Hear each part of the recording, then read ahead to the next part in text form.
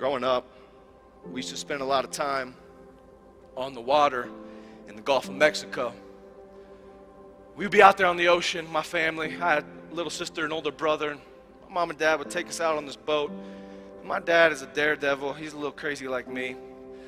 And one time we went way too far out on a small boat. And in the Gulf of Mexico, storms will whip up quickly, unexpectedly. Here we are out there on this boat, and out of nowhere a storm comes and hits, and the next thing you know, that boat is rocking and rolling, and we're in the ocean, and it's raining so hard that we can't see where we need to go to get back into port. And it's the only time I've really looked at my dad and seen that, wait a minute, this is not good. You could sense that he understood this is a dangerous thing.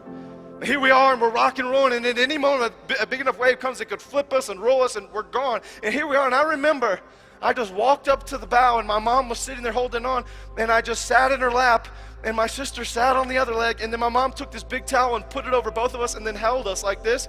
And the next thing you know, in the middle of all this turmoil and chaos, I fell asleep. You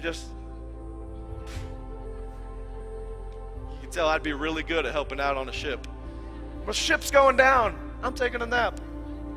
But here I was, and I remember then, the next thing you know, my mom pulls the blanket back, the sun is shining, and we're pulling up to the dock. I'd slept through the whole thing.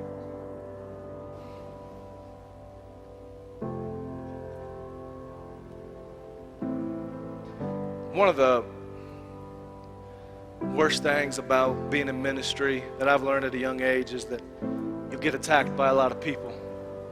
They lie about you, gossip about you, slander you, try to steal your credibility, try to tarnish your reputation. Some will even threaten your life, and there's been those things that we've seen in America where people have threatened my life. But even in the middle of the storm and those things, even in the middle of having unsaved friends that my heart grieves for, even in the middle of all the storms that have come, even in the middle of all that, I am able every single night to rest my head peacefully and go to sleep. You know why? Because just like on that boat, I trusted that everything was going to be okay. Why? Because my Father was the captain of the boat, and I trust Him and I love Him. And in my life, every single day, I have the peace of God. Why? Because I know that my Father is the captain of my soul, and everything is going to be okay. I can sail through any storm. There's not an enemy big enough. There's nothing to fear except for God, and I don't have to fear Him because I know Him and He knows me. Does He know you? Who's driving your boat? Have you surrendered to the captain? Or are you still trying to drive through your own storms?